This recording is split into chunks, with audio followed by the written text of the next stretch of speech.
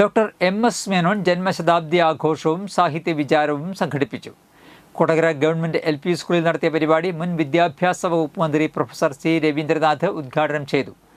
മേനോൻ അനുസ്മരണ സമിതി convener Sathyanathan K. അധ്യക്ഷത വഹിച്ചു. Guruvayur Devaswom board chairman doctor VK Vijayan മുഖ്യപ്രഭാഷണം നടത്തി. കാലടി ശ്രീ ശങ്കരാചാര്യ സംസ്കൃത യൂണിവേഴ്സിറ്റിയിലെ പ്രൊഫസർ ഡോക്ടർ കവിത സോമൻ ഭാരതീയ ദർശനം നൈതിക മാനങ്ങൾ എന്ന വിഷയത്തിൽ പ്രഭാഷണം നടത്തി. കൊടകര ഗ്രാമപഞ്ചായത്ത് president Ambili Soman, Amballur Ezhuthakam president ED Davis, Mukundapuram taluk library council president Rajan Nellayi, Chalakudy taluk library council അംഗം MK ബാബു, കൊടകര ഗ്രാമപഞ്ചായത്ത് ഗ്രന്ഥശാല നേതൃസമിതി chairman MK George, C. Jayaraman, MK Sivasankaran എന്നിവർ സംസാരിച്ചു.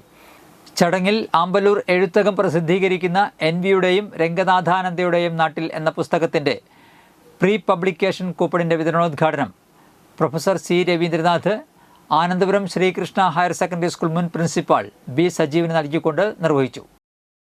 വിമർശന ശാഖ ശക്തമായിരിക്കണം. ഈ സന്ദേശമാണ് മേനോൻ മാസ്റ്റർ തൻ്റെ ജീവിതത്തിലൂടെ നമുക്ക് നൽകിയത്. അതുപോലെ തന്നെ അദ്ദേഹം പലതരത്തിലും സാഹിത്യ ലോകത്തേക്ക് നമ്മളെ കൂട്ടിക്കൊണ്ടുപോകാൻ ശ്രമിച്ചിട്ടുണ്ട്. അതിലൊന്ന് ഭാഷയുടെ ജനകീയവൽക്കരണമാണ്. ഒരു ആവാസ വ്യവസ്ഥയിലെ സാഹിത്യ മേഖലയുടെ വളർച്ചയ്ക്ക് ഏറ്റവും പ്രധാനപ്പെട്ടത് ഭാഷയുടെ ജനകീയവൽക്കരണമാണ്.